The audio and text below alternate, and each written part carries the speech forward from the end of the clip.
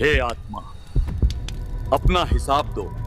धरती पर रहते तूने धर्म और भक्ति की साधना की थी? महाराज, मैंने किसी का धन नहीं छीना, न खून किया, और मैंने भक्ति भी की थी। पाप छोड़ना ही धर्म नहीं है, और शास्त्र विरुद्ध भक्ति का नतीजा नरक ही होता है। महाराज, मुझे तो किसी ने बताया ही नहीं कि कौन सी भक्ति सही है। झूठा है तेरा बहाना। देख, पूर्ण परमात्मा स्वयं तेरे द्वार पर आए। परमात्मा कबीर जी ने तुझे ज्ञान दिया, उनका विरोध किया। ये देख तूने क्या किया। बेटा, जो तुम कर रहे हो वो गलत साधना है। जो तुम साधना कर रहे हो उससे तुम्हें कोई लाभ नहीं मिलेगा, बल्कि नरक में डाले जाओगे। बेटा, मेरी प्रार्थना है तुमसे, इस सतभक्ति को ना ठुकराओ।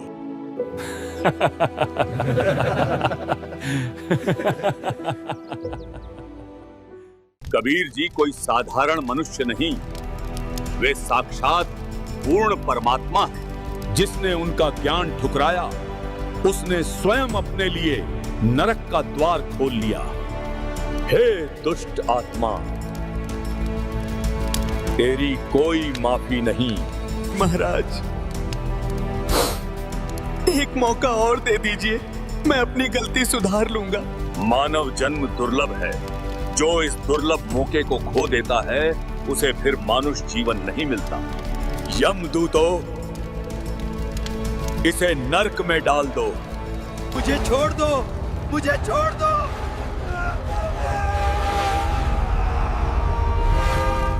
अगली आत्मा को लाया जाए।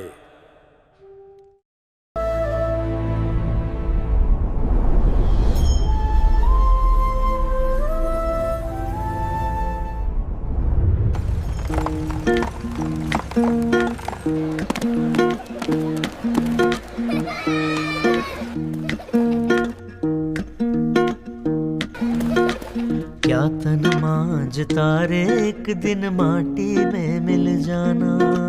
क्या तन मांझता रे एक दिन माटी में मिल जाना। पवन चले उड़ जाना रे पगले, समय चूक पछताना हे समय चूक पछताना।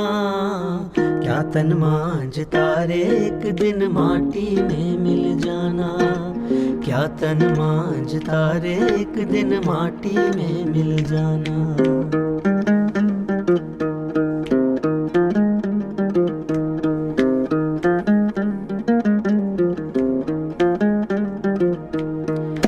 चार जना मिल गढ़ी बनाई, चढ़ा काठ की डोली।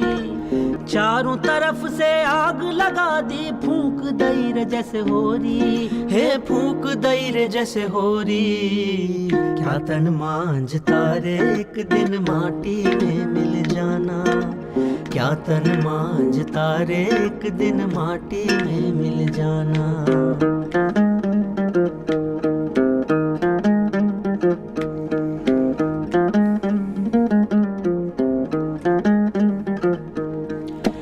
हाड़ जले जैसे बन की लकड़ियाँ, केस जले रे जैसे घासा।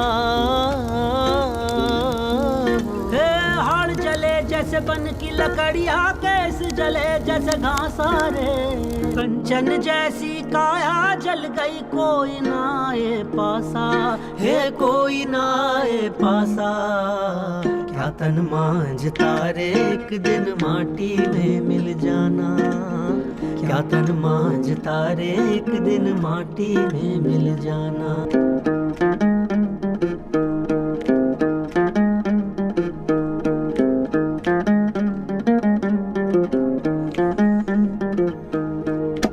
तीन दिना तेरी तिरिया रोवे, तेरा दिना तेरा भाई। तीन दिना तेरी तिरिया रोवे, तेरा दिना तेरा भाई। जन्म जन्म तेरी माता रे रोवे, करके आस पराई। हे करके आस पराई। क्या तन मांझता रे एक दिन माटी में मिल जाना। क्या तन मांझता रे एक दिन माटी में मिल जाना।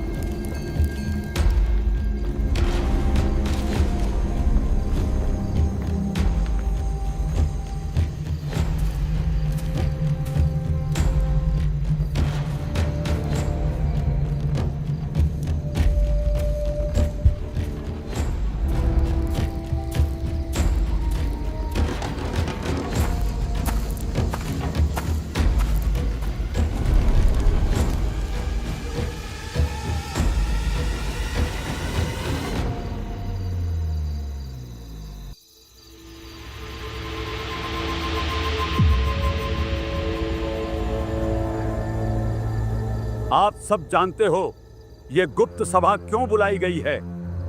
हमें जो शर्मिंदगी झेलनी पड़ रही है, उस जालिम जुलाहे कबीर की वजह से हमें जो अपमान सहना पड़ रहा है, उससे आप सब भली भांति परिचित हो। चाहे गली हो, चाहे कोई चौराहा, चाहे मंदिर हो, चाहे मस्जिद, जैसे हर जगह हमें नीचा दिखाने का मौका ढूंढता फिरता है। उसने तो मानो हमारी जिंदगी में ग्रहण लगा दिया है। मैं अपने साथ हुए बदव्यवहार के बारे में बताता हूँ। मैं काशी के सबसे बड़े भव्य मंदिर में वर्षों से शास्त्र पढ़ाता आया। लोग बड़ी श्रद्धा और आदर से मेरे चरण छूते थे, पर एक दिन अचानक वो जुलाहा कबीर वहां आ पहुंचा। यज्ञ, व्रत, दान ही मोक्ष का मार्ग हैं। यही परंपरा है। आप भोली भाली जनता को गुमराह कर रहे हो। असली दान वही है जिससे आत्मा का उद्धार हो, और उद्धार केवल नाम सुमिरन से होगा। जुलाहे, तू वेदों का अपमान करता है। मैं वेदों का अपमान नहीं करता, मैं उनका सार कहता हूं। वेद भी यही कहते हैं कि मोक्ष नाम सुमिरन से है और परमात्मा साकार है, जिसका प्रमाण हमें ऋग्वेद मंडल 9 सूक्त 82 मंत्र 1 में मिलता है। हमें सिर्फ उसी परमात्मा की भक्ति करनी चाहिए। झूठ बोलता है ये, झूठ है ये। सोचो, मेरी इज्जत मेरे ही मंदिर में मिट्टी में मिला दी। लोग मुझे छोड़कर उसी जुलाहे की जय जयकार करने लगे। और सोचो भाइयों, मेरे साथ क्या हुआ। मैं काशी के चौक पर सैकड़ों लोगों के बीच बैठा था। सब मेरे श्लोक सुन रहे थे। तभी ये नीच जुलाहा कबीर वहां आ धमका। धर्म परंपरा से चलता है। जो पीढ़ियों से होता आया वही सही रहा है। पंडित जी, क्यों भोली जनता को बहका रहे हो? हम तो युगों से जनता का मार्गदर्शन करते आए हैं। हम तो परंपरागत गुरु हैं। कबीर, तू क्या जाने परंपराओं को। तू तो न हिंदू है न मुसलमान। त्योहार, यात्रा, व्रत और तीर्थ स्नान, यही मोक्ष का मार्ग है। व्रत करें से मुक्ति हो तो अकाल पड़े क्यों मरते हैं? तीर्थ जल में कच्छ और मच्छा जीव बहुत से रहते हैं। ये सब चीजें तो हम जैसे सच्चे गुरु ही बता सकते हैं। भाइयों, सतगुरु वही होता है जो शास्त्रों के अनुसार ज्ञान दे। व्रत करने से मुक्ति नहीं होती पंडित जी। गीता अध्याय 6 श्लोक 16 में भी लिखा है, ये साधना ना तो ज्यादा खाने वाले की, ना बिल्कुल न खाने वाले की सफल होती है। बिल्कुल न खाना मतलब व्रत रखना, अर्थात ये व्यर्थ है।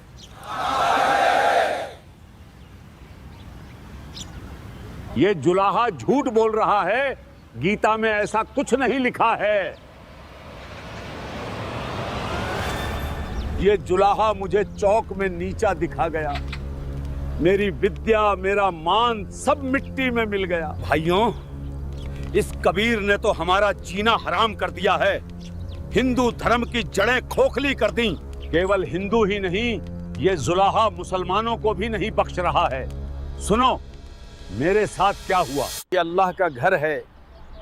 जो मक्का गया, हज अदा किया, अल्लाह के लिए कुर्बानी दी, वही नेक और परहेजगार माना जाएगा। यही असल ईमान की निशानी है। मुल्ला जी, मक्का, काशी, काबा सब पत्थर हैं। यहाँ अल्लाह नहीं बसता। असली काबा तुम्हारा दिल है। अगर दिल में खुदा बस जाए तो वही हज है, वही रोजा है। अगर खुदा दिल में नहीं तो उसके लिए 1000 हज भी व्यर्थ हैं। कुर्बानी करनी है तो अपने गुनाहों की करो। नबी मोहम्मद नमस्कार है। राम रसूल कहाया, 1,80,000 को सौगंध जिन नहीं करत चलाया। रोजा बंग नमाज देई थी, बिस्मिल की नहीं बात कही थी। बेजुबान जानवरों को कत्ल करने से अल्लाह तुमसे नाराज हो जाते हैं। ये हमारी इज्जत मिटा देगा। हज व्यर्थ बता रहा है और बिस्मिल करने को गुनाह। अल्लाह के पास जन्नत में जाने का यही रास्ता है। भाइयों, ये जुलाहा तुम्हें गुमराह कर रहा है। नहीं मौलवी जी, गुमराह तो आप कर रहे हो इन भोले भाले लोगों को। इसका इल्म किसी बाखबर से पूछ देखो, वही आपको संपूर्ण जानकारी देगा। बाखबर संत ही बताएगा कि वो अल्लाह कबीर कौन है, जिसने 6 दिन में सृष्टि की रचना की और अपने निजलोक में तख्त पर जा विराजा। कबीर जी को तो सच में कुरान का गहरा इल्म है।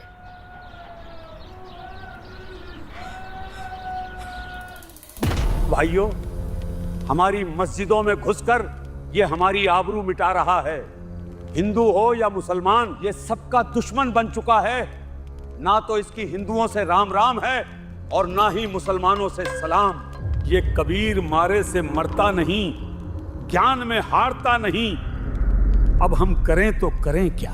हमारी इज्जत मिट्टी में मिल गई। लोग हमें छोड़कर उसी की जय जयकार करते हैं। बस अब बहुत हुआ। लो, हम सब यहीं आत्मदाह कर लेते हैं। जहर खाकर अपनी जान दे दें। ऐसी जिल्लत की जिंदगी जीने से अच्छा है मौत। हौसला रखो, मौत समाधान नहीं है। याद रखो, हम सबका दुश्मन एक है। अगर हम खुद ही हार मानकर जान दे देंगे तो क्या होगा? हमारा दुश्मन तो स्वतः ही जीत जाएगा। एक उपाय है। एक पीर साहब हैं, वे कबीर से उतनी ही नफरत करते हैं जितनी हम करते हैं। वही हमारी मदद करेंगे इस कबीर को रास्ते से हटाने में। अरे मुल्ला जी, जल्दी बताओ, ऐसे कौन पीर साहब हैं जो हमारी मदद कर सकते हैं? उन पीर साहब का नाम है शेख तकी। क्यों ना हम सब मिलकर सिकंदर लोदी के दरबार चलें और पीर शेख तकी जी से मुलाकात करें। आपने बिल्कुल सही कहा। यही आखिरी उम्मीद है हमारी काफिर कबीर से निजात पाने की। हाँ, सही कहा। अगर शेख तकी हमारे साथ हो जाएं तो कबीर को कोई नहीं बचा सकता।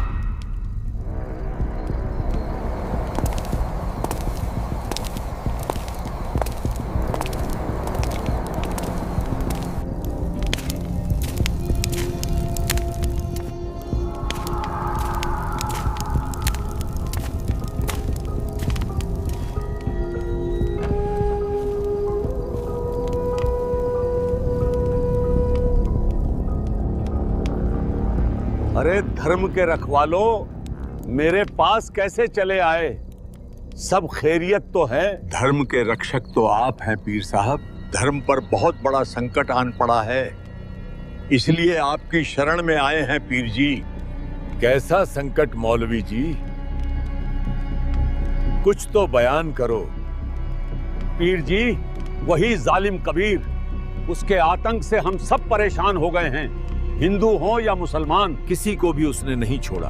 उसकी बातों से लोग मस्जिदें छोड़ रहे हैं। वो तो कहता है हज और रोजा हराम हैं। अब बताइए, इस नीच जुलाहे कबीर को और कितनी देर बर्दाश्त किया जाए? अच्छा, वो जालिम जुलाहा। भाई जालिम जुल्हे जारत लाई, ऐसा नाद बजाया है। जालिम जुल्हे जारत लाई, भाई काजी पंडित पकड़े पछाड़े, तिनको जवाब नहीं आया है। जालिम जुल्हे जारत लाई, ऐसा नाद बजाया है। जालिम जुल्हे जारत लाई, ऐसा नाद बजाया है। जालिम जुल्हे जारत लाई, 63 दर्शन सब खारिज कीने, दोनों दीन चताया है। जालिम जुल्हे जारत लाई, ऐसा नाद बजाया है। जालिम जुल्हे जारत लाई, ऐसा नाद बजाया है। जालिम जुल्हे जारत लाई। तुम सब सोचते हो मैं कबीर को नहीं जानता? मैंने इसे खत्म करने के लिए बेशुमार कोशिशें की हैं, मगर ये मरे से मरता ही नहीं। ये कोई आम इंसान नहीं, बहुत बड़ा जादूगर है। मैंने इसको गरम तेल के कढ़ाई में डलवाया,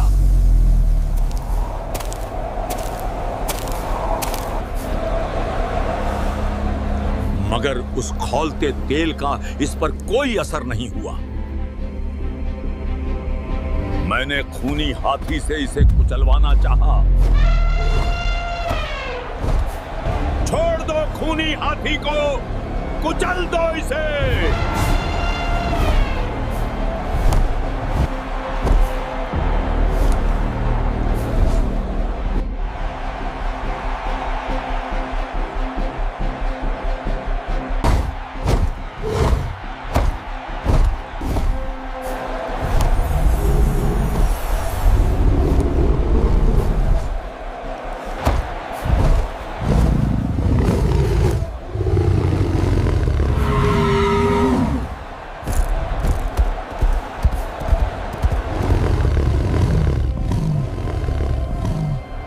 फिर से मोड़ इसे, दोबारा तोड़ा इसे उस जुलाहे पर।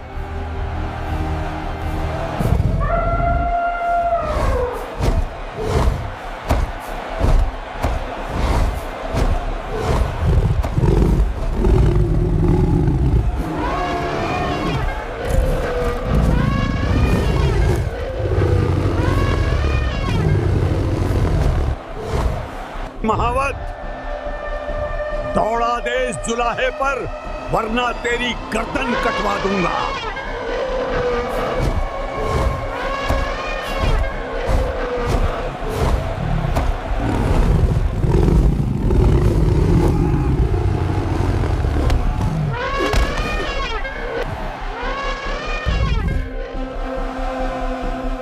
जैसे ही महावत ने हाथी को कबीर परमात्मा की ओर कुचलने के लिए मोड़ा, परमात्मा ने अपनी शक्ति से एक गहरी सिंह को प्रकट किया, जो केवल उस हाथी को दिखाई दे रहा था। हाथी भयंकर सिंह को देखकर कांप उठता और भयभीत होकर मैदान छोड़कर भाग जाता है। पर जब महावत बार बार हाथी को सताने लगा, तो पूर्ण परमात्मा ने करुणा स्वरूप वो सिंह महावत को भी दिखा दिया। ना जाने हाथी और महावत ने ऐसा क्या देख लिया कि दोनों डरकर भाग गए।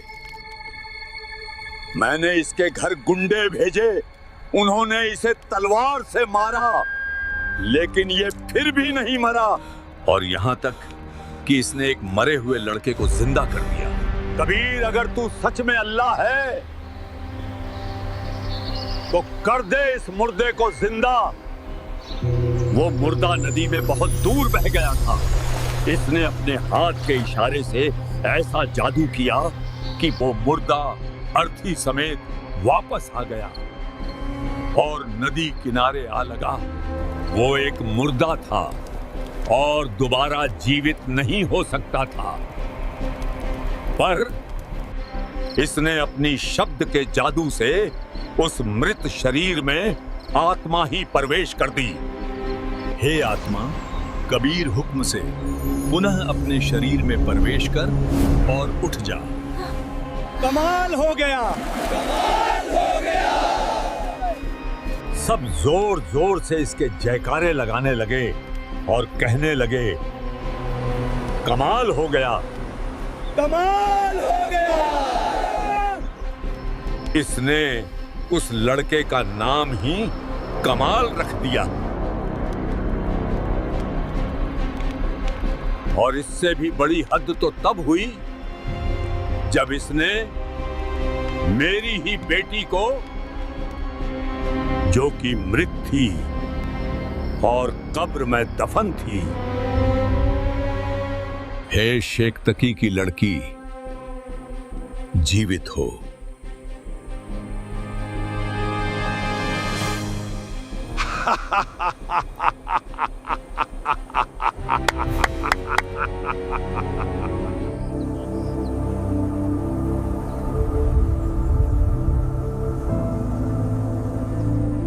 हे शेख तकी की लड़की, जीवित हो जा।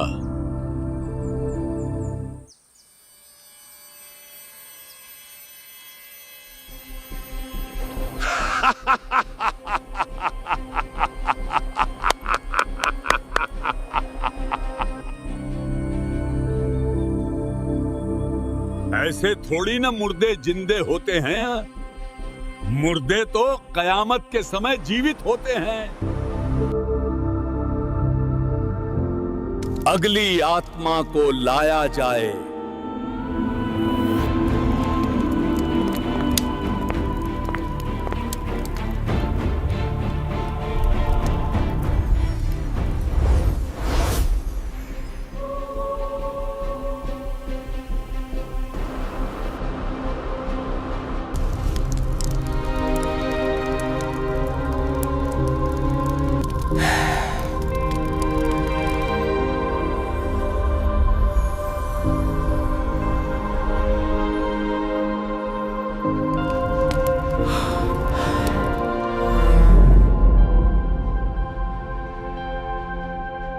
कमाली अपने पूर्व जन्म में राबिया थी, वही राबिया जिसने पूर्ण परमात्मा कबीर जी की शरण ग्रहण की थी। पर समाज की देखा देखी में उसने वो सच्ची भक्ति केवल 4 वर्ष निभाई और फिर सत भक्ति त्याग कर समाज में प्रचलित साधनाओं में लौट गई। उस सत भक्ति के कारण राबिया वाली आत्मा को लगातार 3 मनुष्य जन्म और मिले। राबिया के बाद वो बांसुरी नामक प्रसिद्ध गायिका बनी, फिर एक गणिका के रूप में जन्मी और अंततः तीसरे जन्म में उसने शेख थकी के घर बेटी रूप में जन्म लिया। जब कमाली का जीवन काल पूर्ण हुआ और उसका लेखा जोखा धर्मराज के दरबार में किया जा रहा था, तभी पूर्ण परमात्मा कबीर साहब वहां प्रकट हुए और अपने शरणागत को धर्मराज के बंधन से मुक्त करा ले गए।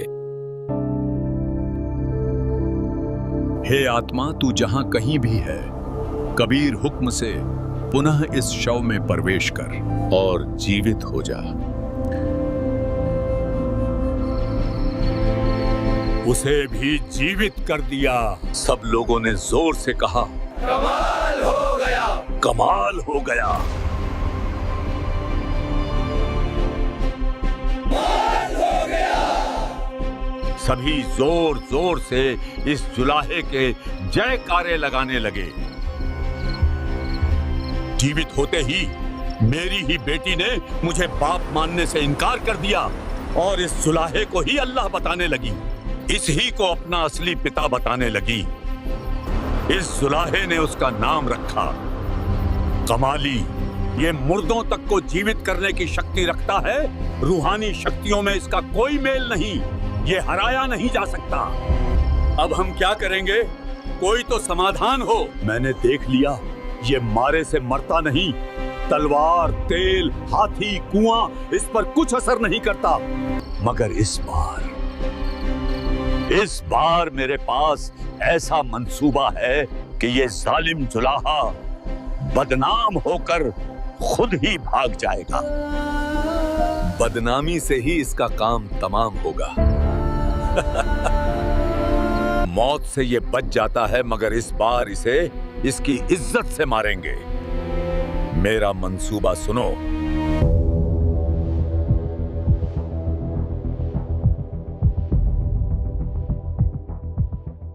वाह पीर साहब, ना रहेगा बांस, ना बजेगी बांसुरी।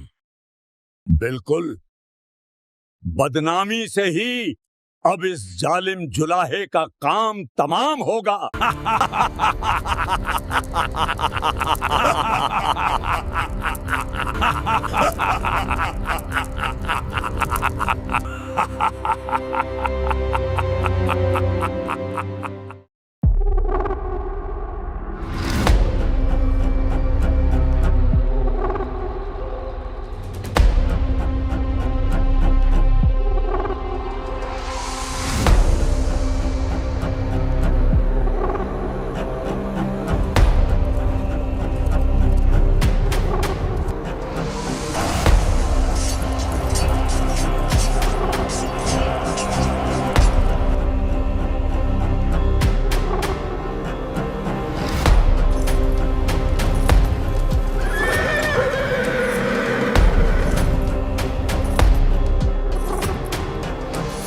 सबको पता है आपको किस काम के लिए इकट्ठा किया गया है।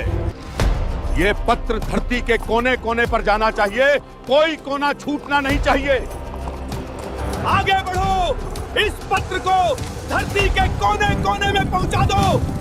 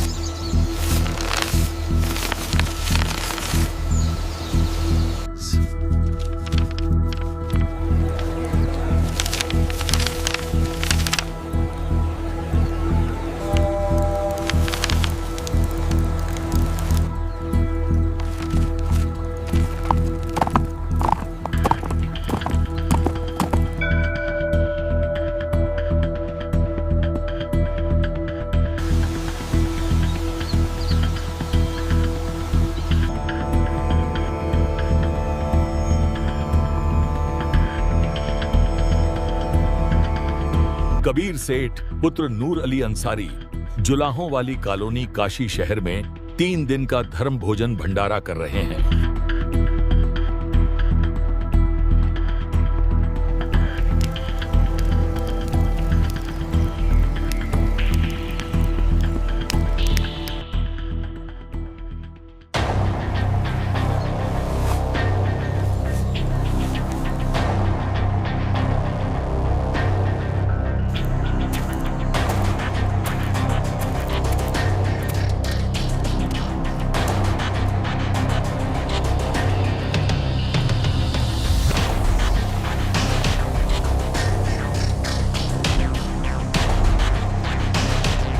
भंडारे का न्योता फैलते ही दूर दराज से साधु संत और फकीर काशी की ओर निकल पड़े।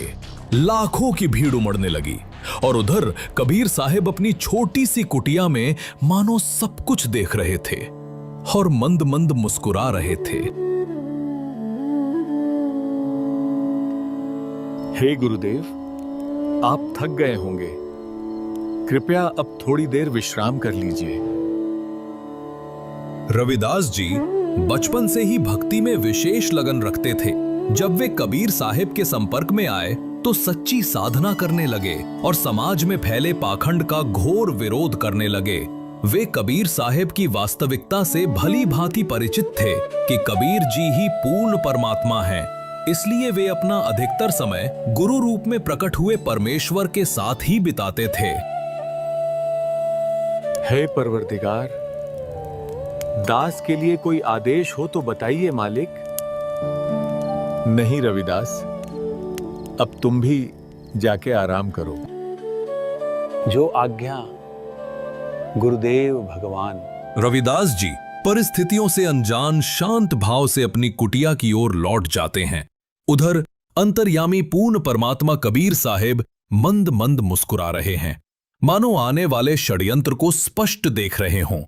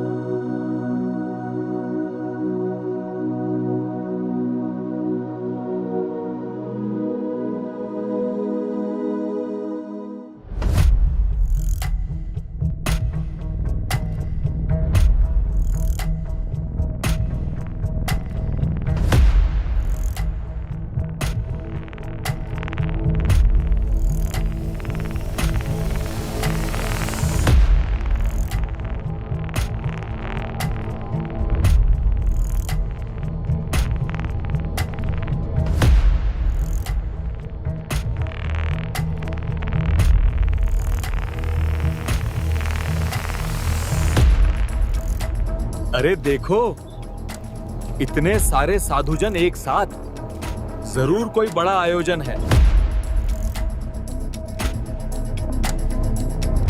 कुछ विशेष जरूर है।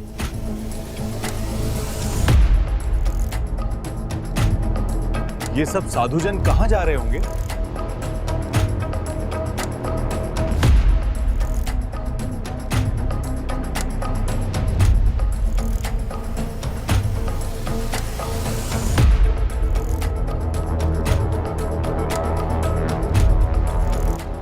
हर तरफ साधु ही साधु हैं।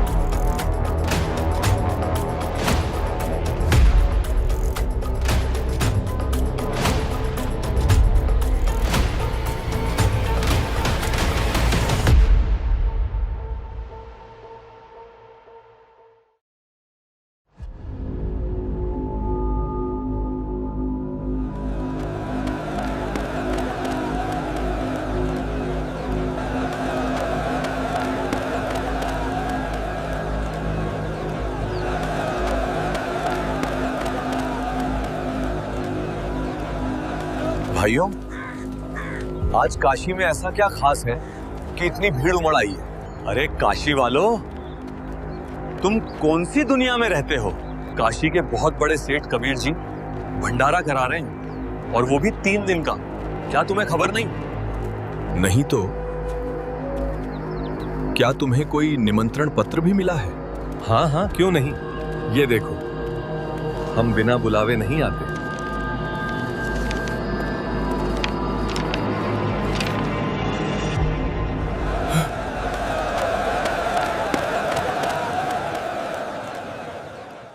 जब रविदास जी को यह ज्ञात हुआ कि किसी ने झूठे निमंत्रण पत्र बांट दिए हैं, कबीर परमात्मा के नाम पर एक नया षड्यंत्र रच दिया गया है, वो बेचैनी से भर गए। आंखों में चिंता और मन में पीड़ा लेकर वे सीधा अपने सद्गुरु पूर्ण परमात्मा कबीर साहिब जी की कुटिया की ओर दौड़ पड़ते हैं। कुटिया में पहुंचते ही रविदास जी कबीर परमात्मा को सारी बात से अवगत कराते हैं। रविदास जी, क्या बात है? आज बहुत उदास लग रहे हो। हे गुरुदेव, आप सबका भला चाहते हो और ये लोग आपका बुरा ही सोचते हैं। ऐसा क्या हुआ रविदास जी? थोड़ा स्पष्ट बताओ। हे गुरुदेव, संकट आ गया है। किसी मूर्ख ने आपके नाम से झूठी चिट्ठी बांट दी है। पर ऐसा क्या लिखा है उस चिट्ठी में रविदास? गुरुदेव, उसमें लिखा है कि काशी के सेठ नीरू पुत्र कबीर 3 दिन का भंडारा करवा रहे हैं। सेठ कबीर जी प्रतिदिन भोजन करने वाले को प्रत्येक बार एक दोहर, एक स्वर्ण मोहर और सूखा सीधा भी दान करेंगे। भोजन में सभी प्रकार के मिष्ठान व व्यंजन परोसे जाएंगे। हे गुरुदेव, ये सब आपके खिलाफ भयानक षड्यंत्र है। रविदास, मैं इन सबका भला चाहता हूं, पर ये मुझे अपना दुश्मन मानते हैं। मैं इन्हें इस काल लोक से मुक्ति देना चाहता हूं, और ये मुझे ही मारने दौड़ते हैं। रोज रोज के इन षड्यंत्रों से मैं अब थक चुका हूं। रविदास, दरवाजा बंद कर दो और अंदर से साकली लगा दो। चाहे कोई कितना भी दरवाजा पीटे, खोलना मत। वे अपने आप थक हार कर वापस लौट जाएंगे।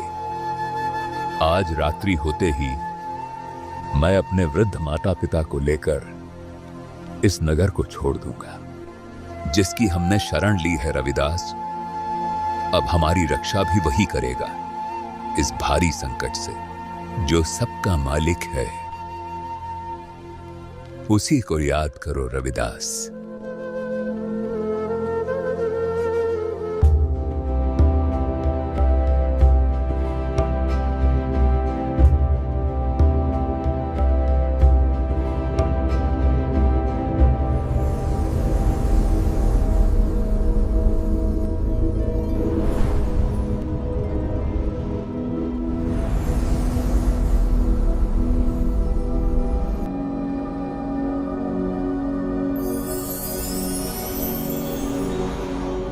कबीर परमात्मा जी की जय हो। हे पूर्ण परमेश्वर, आपका संदेश मिला। आपके आदेशानुसार असंख्य सेवक तैयार कर दिए गए हैं। वो लोग तो खाकी और कंजूस हैं, जहां समय पर भोजन भी नहीं मिलता। ले जाइए दाता, जितने चाहिए। परमात्मा का आदेश मिलते ही असंख्य बैल तैयार हुए, जिनके ऊपर मोहक भोजन रख दिया गया था। कबीर परमेश्वर ने उन असंख्य बैलों में से केवल 9 लाख ही अपने साथ लिए।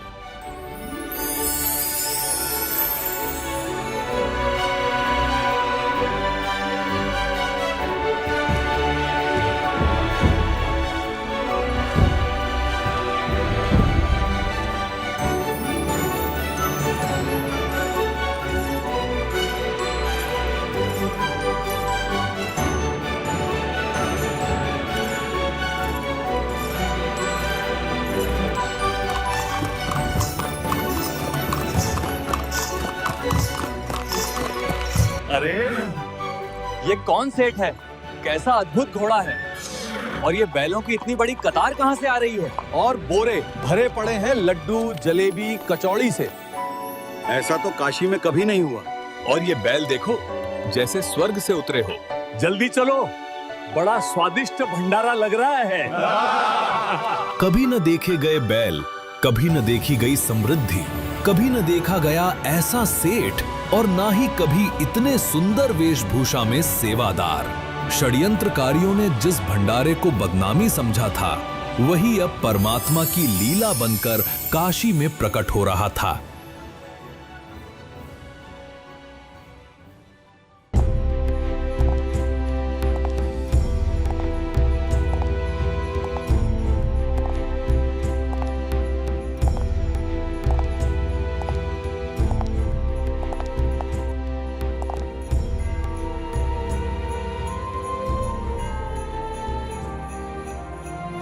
सिकंदर लोदी, जिसकी सत्ता लगभग पूरे भारतवर्ष पर थी, उसके शासनकाल में पाकिस्तान, बलूचिस्तान, ईरान, इराक तक उसकी पहुंच मानी जाती थी। लेकिन इतना शक्तिशाली शासक भी एक भयानक रोग से पीड़ित था, जलन का रोग। ऐसा रोग मानो शरीर आग में जल रहा हो, पर आग न हो। न ठीक से खा सकता था, न पी सकता था। बड़े बड़े हकीम, मौलवी, पंडित बुलाए गए, पर कोई इलाज न कर सका। और वही रोग पूर्ण परमात्मा कबीर साहिब के केवल आशीर्वाद रूपी हाथ रखते ही मिट गया। कबीर साहिब जी के अनगिनत चमत्कार देखकर दिल्ली का राजा सिकंदर लोदी उनका शिष्य बन गया था। पर यही बात उसके पीर शेख तकी को नागवार गुजरी।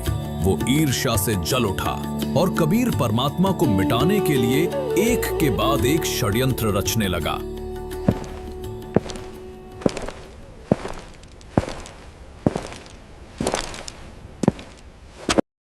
आइए पीर जी, कैसे आना हुआ?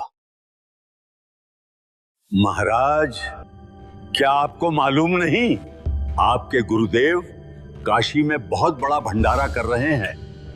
आपके नाम भी चिट्ठी आई है। क्या आप वहां नहीं जाएंगे महाराज? क्यों नहीं? मेरे गुरुदेव भंडारा करें और मैं न जाऊं, ये कैसे हो सकता है? सैनिकों, हमारी यात्रा की तैयारी करो। हम तुरंत काशी चलेंगे।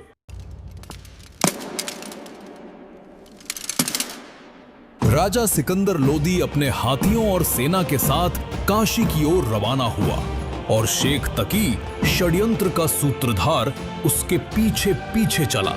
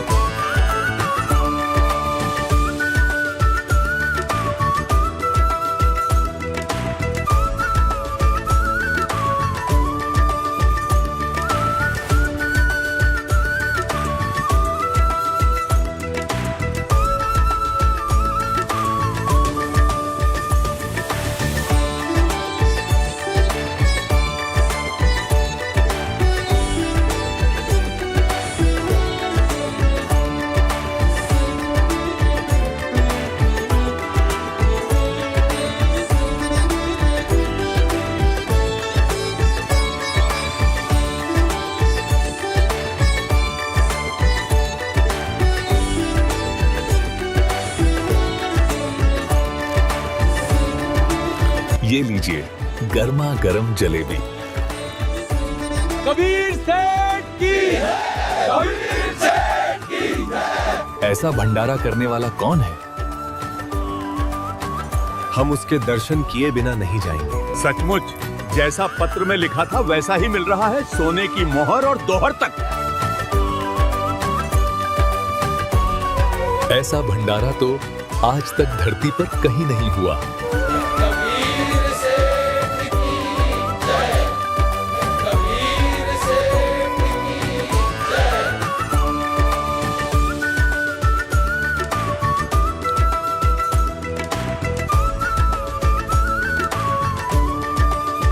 कबीर सेठ की जय। हे अल्लाह,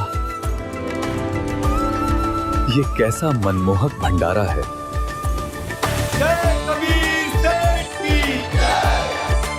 ये भंडारा कैसे चल रहा है? कौन करा रहा है ये सब? अरे सचमुच जैसा पत्र में लिखा था वैसा ही मिल रहा है, सोने की मोहर और दोहर तक। ऐसा भंडारा तो आज तक धरती पर कहीं नहीं हुआ। ये क्या हो गया? वो गरीब जुलाहा जिसे 2 वक्त की रोटी नसीब नहीं होती, वो इतना बड़ा भंडारा कैसे करा सकता है?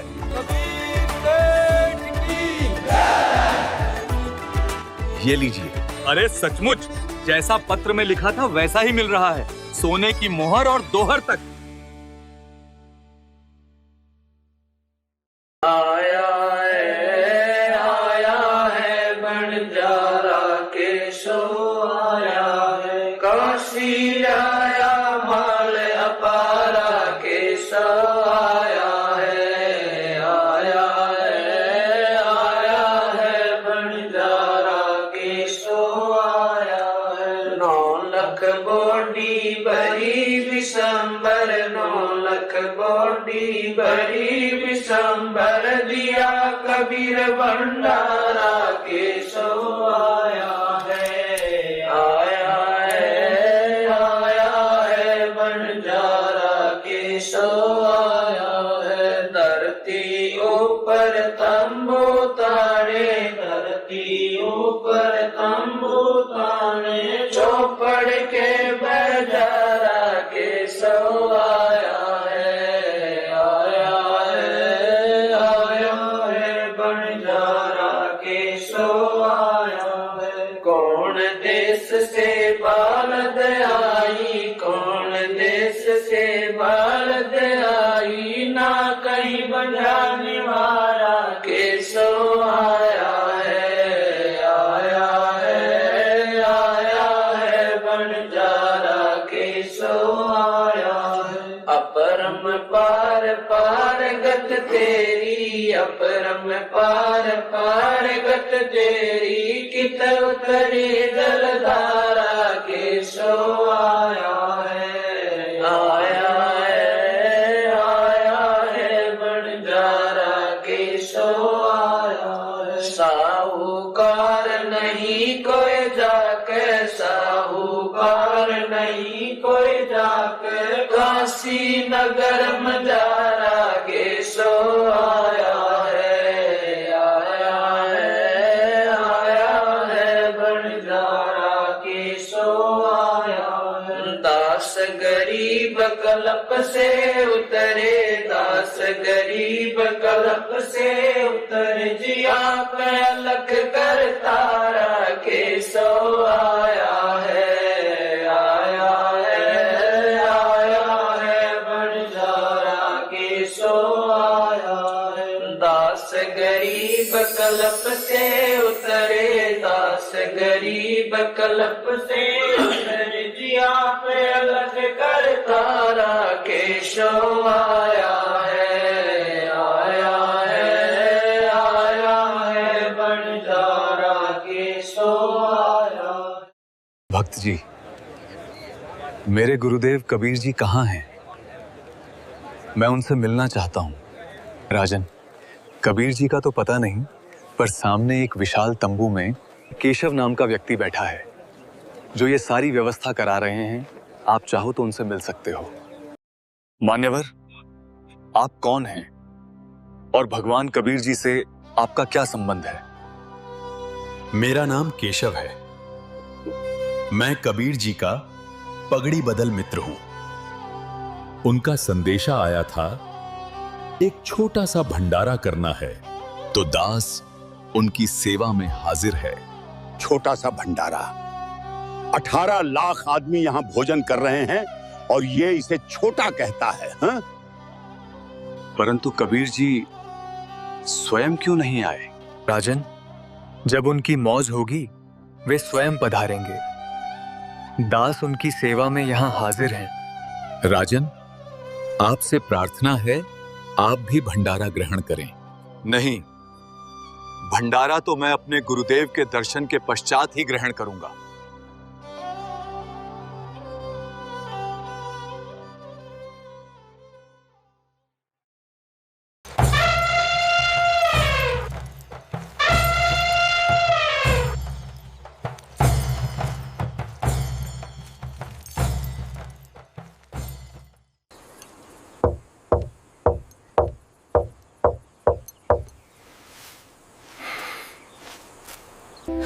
हे गुरुदेव, लगता है ये लोग आपको ढूंढते ढूंढते यहां तक भी आ पहुंचे। रविदास, तुम दरवाजा मत खोलना। ये लोग दरवाजा पीट पीट कर थक जाएंगे और स्वयं लौट जाएंगे। दरवाजा खोलिए गुरुदेव, आपका दास सिकंदर लोधी आया है। राजन, मैं बहुत दुखी हो चुका हूं। किसी ने मेरे नाम से झूठी चिट्ठी बांट दी है। मैं तो एक गरीब जुलाहा हूं, पूरे दिन जुलाहे का काम करता हूं। ताना बुनता हूं, तब जाकर मुझे 2 वक्त की रोटी भी मुश्किल से नसीब होती है। मैं कहां से भंडारा कराऊंगा? काशी में कोई सेठ भी नहीं है जो मुझ गरीब को उधार दे। सिकंदर, मैं इन रोज रोज के इन षड्यंत्रों से परेशान हो गया हूं। आज रात होते ही मैं अपने परिवार को लेकर इस नगर को छोड़ दूंगा।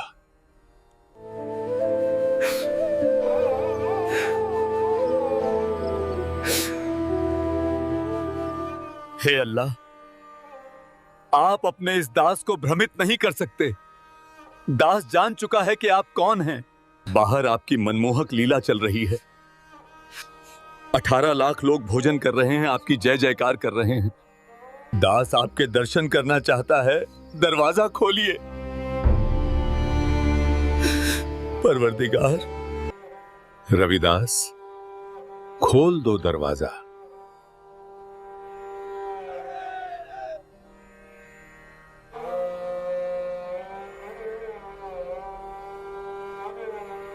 गुरुदेव, मेरे परवरदिगार, आप ही अल्लाह, आप ही मालिक हैं।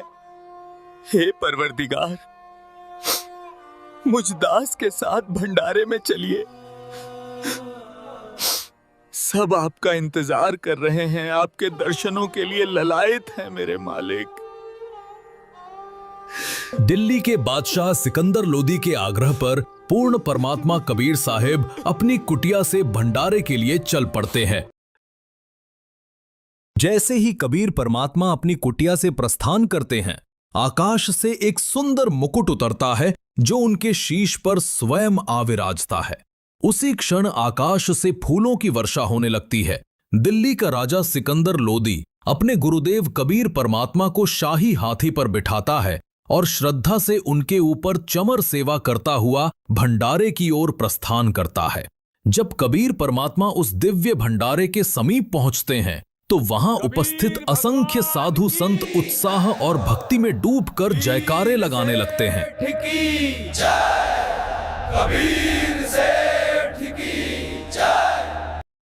भगवान कबीर जी भंडारे में पधार चुके हैं। परमात्मा जी से अर्ज करो कि कुछ समय अपने दास केशव के पास भी बैठें। जो आज्ञा भगवान। वहीं भंडारे के मुख्य तंबू में विराजमान कबीर परमात्मा के ही दूसरे स्वरूप केशव जी को यह दिव्य समाचार मिलता है। केशव जी तुरंत एक सेवक को भेजकर परमात्मा से तंबू में पधारने का आग्रह कराते हैं। जैसे ही कबीर परमात्मा तंबू में प्रवेश करते हैं, आकाश से एक अद्भुत स्वर्णमय सिंहासन उतरता है।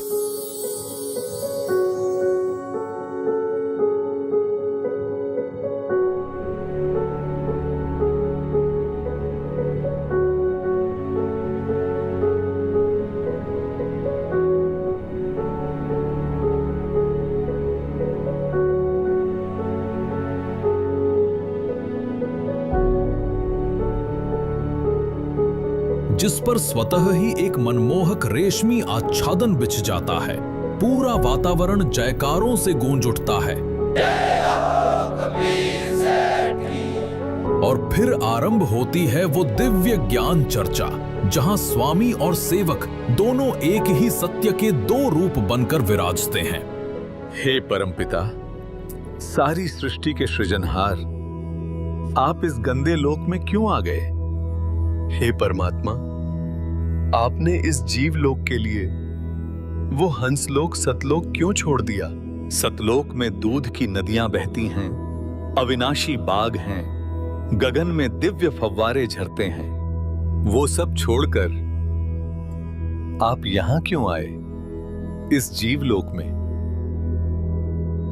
यहां तो झूठ है, कपट है, छल है, द्वेष है।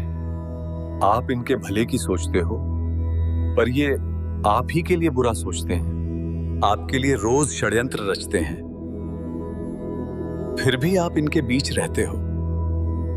हे सृजनहार, आप ये सब कैसे सहते हो? यहां सतलोक जैसा कुछ भी नहीं है। ना गगन में फव्वारे हैं, ना ही अविनाशी बाग, ना दूध की नदियां हैं, ना ही आनंदमयी छटा। ना तो यहां नूर के नगर हैं, ना ही हीरे पन्ने जड़े हुए पहाड़। इस जीवलोक का हाल देखकर मेरा मन चिंता से व्याकुल हो उठा है। यहां तो एक पल भी बिताना मुश्किल है।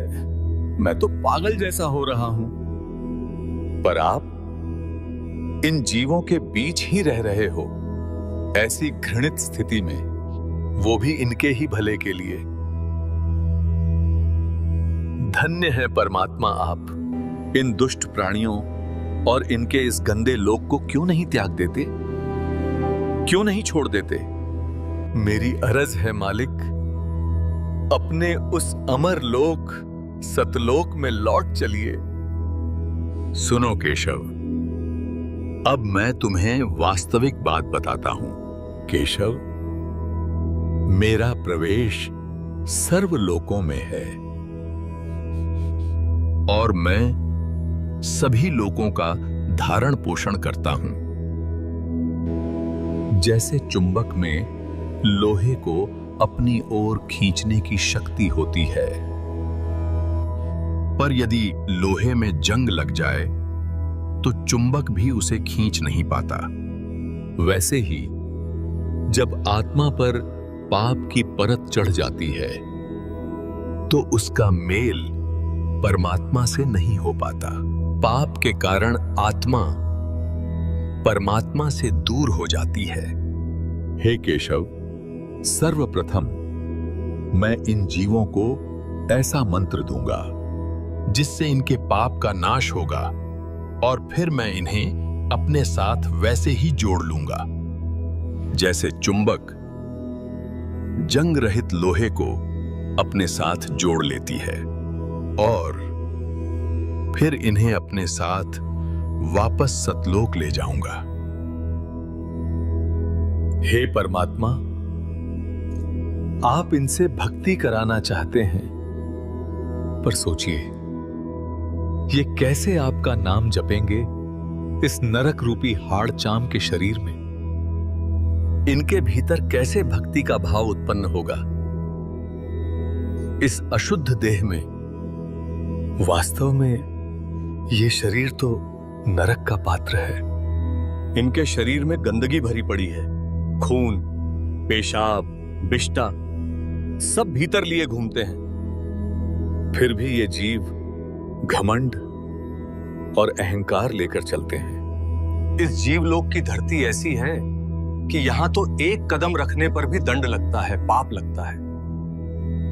कितने सूक्ष्म जीव तो पैरों तले कुचलकर मर जाते हैं। फिर भी ये जीव अपने पापों से अनजान अहंकार में जीते हैं। ये मनुष्य तो बहुत ही गंदे हैं, हमेशा झगड़ा करने को उतारू रहते हैं। यम हमेशा इनके सिर पे बैठा है, फिर भी दिन रात व्यर्थ में मगन होकर घूमते हैं। मौत हर घड़ी इन्हें घेरती है, फिर भी इन्हें घमंड है, अभिमान है। ये जीव तो आपके साथ बुरा करने में कोई कसर नहीं छोड़ते, और आप फिर भी इनका भला चाहते हो। हे परमात्मा, मैंने आप जैसा साधु कहीं नहीं देखा, ना ही आप जैसा परमार्थी। मेरी अर्ज है मालिक, अपने उस अमर लोक सतलोक में लौट चलिए। केशव, तुमने पूछा था कि इस हाड़ चाम के शरीर में जो गंदगी से भरा है, इसमें भक्ति कैसे पनपेगी? तो सुनो, जिस प्रकार इस ही हाड़ चाम के शरीर में रक्त और मांस के बीच भी अमृत स्वरूप दूध उत्पन्न होता है, वैसे ही इस शरीर में भक्ति भी पनपेगी। वो भक्ति सिर्फ मेरे द्वारा दिए गए मंत्र से बनेगी, और वही मंत्र जीवों को इस काल लोक से छुड़ाकर परम लोक सतलोक तक पहुंचाएगा। केशव, मैं हर युग में आता हूं, सतयुग में सत सुकृत नाम से, त्रेता में मुनिंदर नाम से, द्वापर में करुणामयी नाम से, और कलयुग में अपने वास्तविक नाम कबीर नाम से। इसके अतिरिक्त भी मैं साधारण साधु संत की भूमिका निभाकर जीवों को सतभक्ति का ज्ञान देने की कोशिश करता हूं, पर ये जीव ये एक नहीं समझते, ना मेरा ज्ञान सुनना चाहते हैं, बल्कि मेरी बात को न समझकर मुझे ही मारने दौड़ते हैं। हे केशव, मैं अलग अलग भेष धरकर कभी जिंदा महात्मा, कभी साधु, तो कभी फकीर बनकर घर घर गया। इन सभी जीवों ने काल द्वारा फैलाया हुआ अज्ञान इतना अधिक सुना है कि मेरे द्वारा दिया गया सद्ज्ञान इन्हें कड़वा लगता है। जैसे जैसे जीव इस सद्ज्ञान को समझने और स्वीकारने लगता है, मैं उसे वास्तविक मंत्र देता हूं और इस काल लोक से मुक्त करा देता हूं। इसलिए मैं बंधनों से मुक्त कराने वाला बंदी छोड़ भी कहलाता हूं। केशव और परमात्मा की ये चर्चा 8 पहर तक चली। ये ऐसा चमत्कार था कि मैदान में उपस्थित प्रत्येक व्यक्ति इस चर्चा को सुन पा रहा था। कबीर साहेब की जय, केशव सेठ की जय। परमात्मा के सत्संग को सुनकर लाखों व्यक्तियों ने नाम लिया और उनकी जय जयकार की। पर कहते हैं ना, दुष्ट ना छोड़े दुष्टता।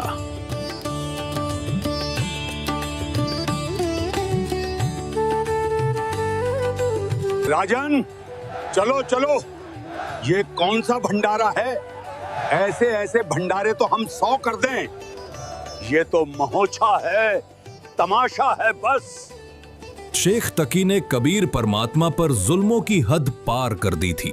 उसने अनगिनत षड्यंत्र रचे, पर इतना बड़ा चमत्कार देखने के बाद भी वो ईर्ष्या के वश होकर कबीर परमात्मा के खिलाफ ही बोला और ये गलती उसकी आखिरी गलती बनने वाली थी। उसी क्षण उसे मानो लकवा मार गया। उसकी सुनने और बोलने की शक्ति छिन गई।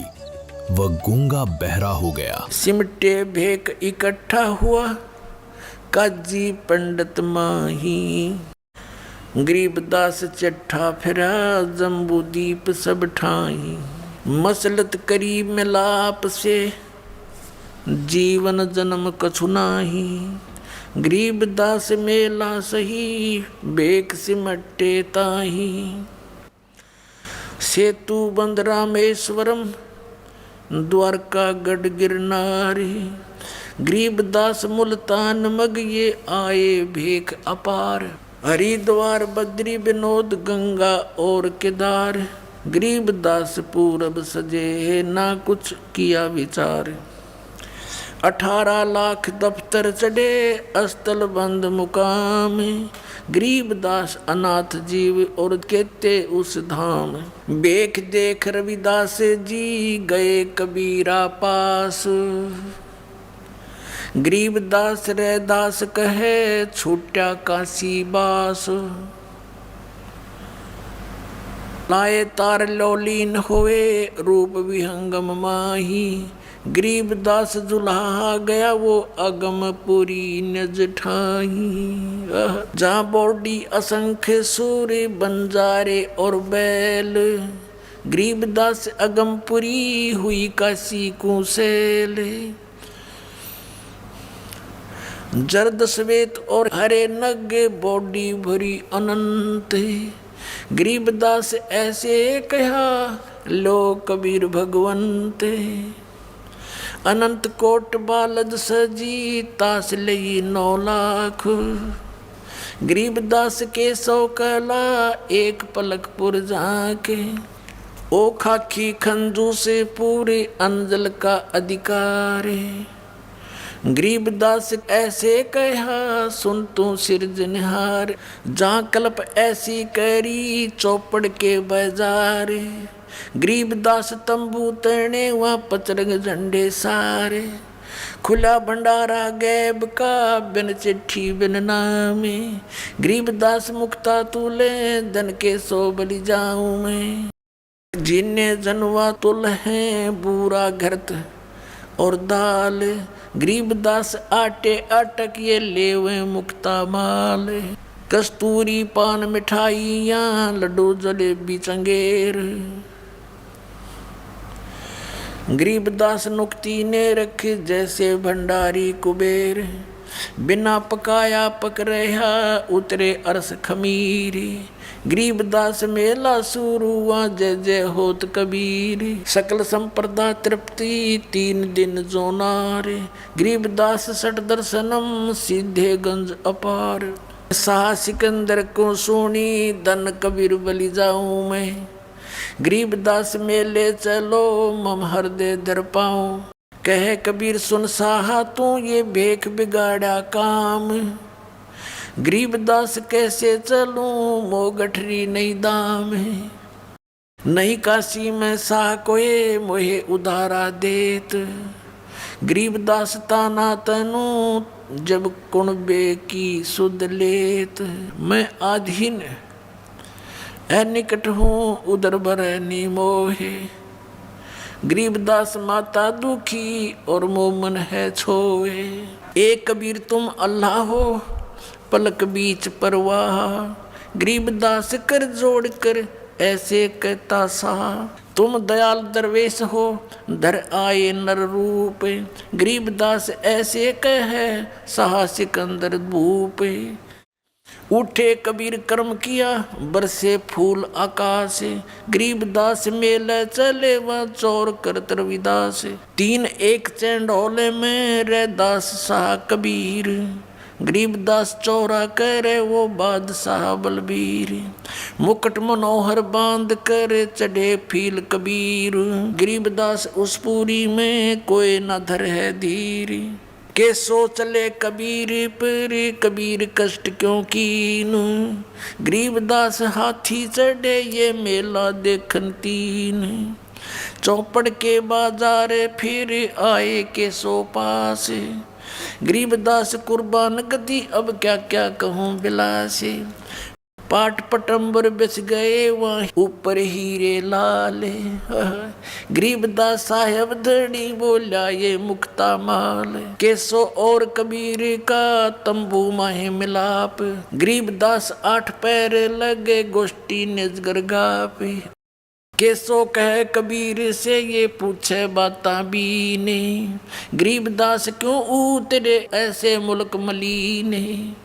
खान पान की इच्छ जित नहीं अदर बिमाने, गरीबदास यो लोक जीवे छाड़ा मुल्क अमाने। झूठ कपट इस लोक में पाप पुण्य व्यवहार, गरीबदास के सो कहे ये कैसे रेन तुम्हारे। नहीं अदर सरवरता हाँ नहीं अदर कोई बाग, गरीबदास के सो कहे क्यों नहीं देते त्याग।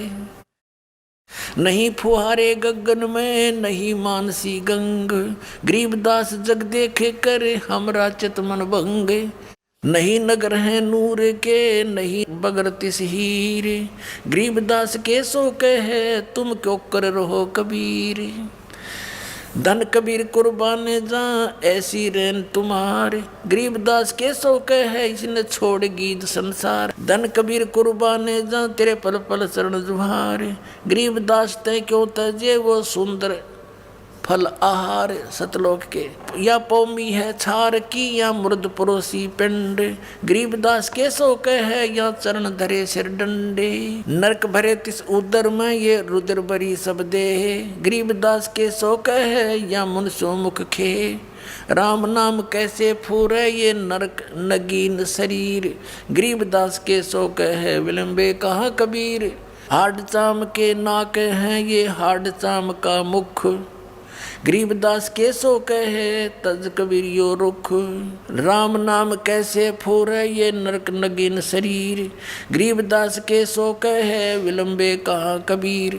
जुन्नी संकट में पड़े फिर जुन्नी से संग, गरीबदास के सो कहे भाव भक्ति सब भंगे। 100 योजन पर लगत है या दुनिया की गंदे, गरीबदास के सो कहे ये हाड चाम का फंद।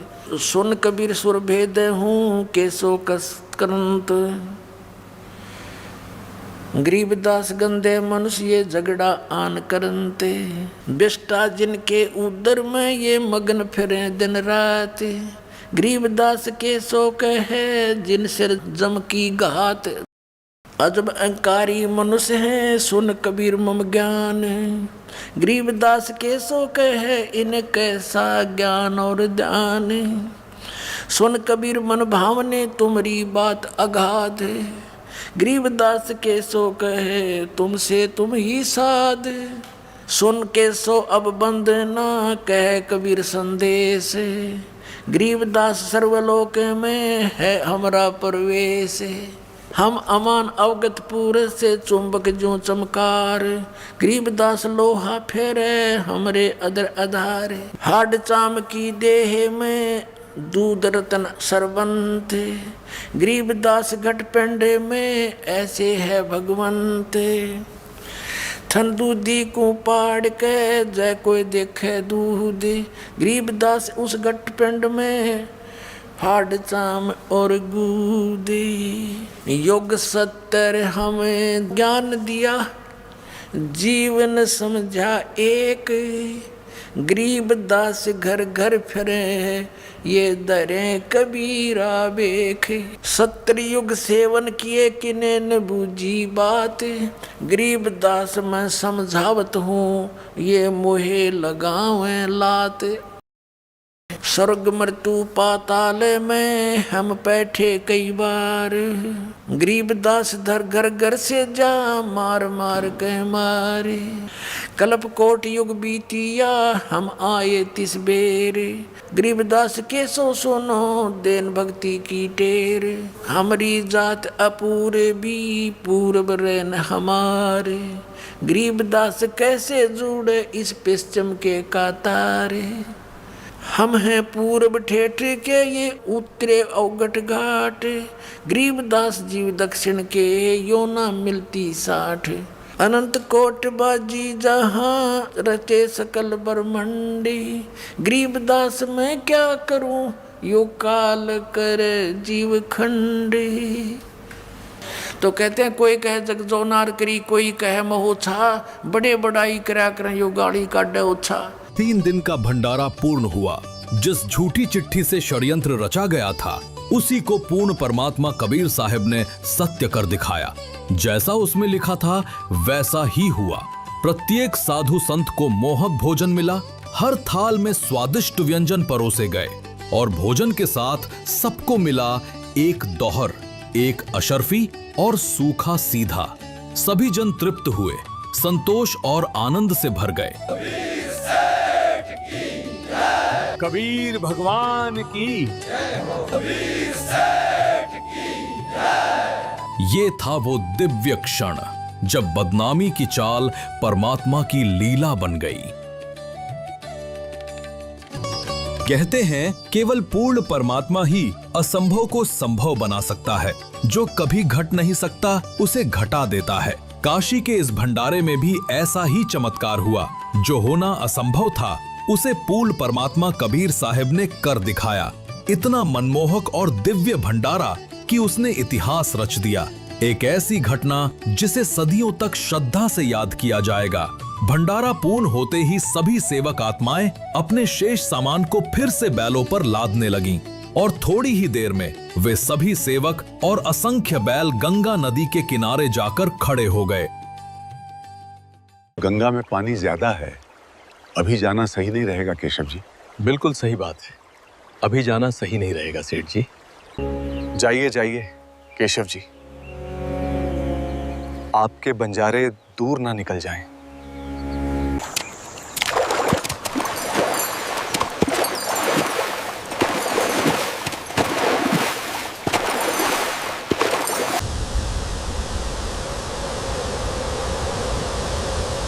ये क्या, कहां गए बंजारे, कहां गए बैल? राजन, जहां से आए थे वहीं चले गए।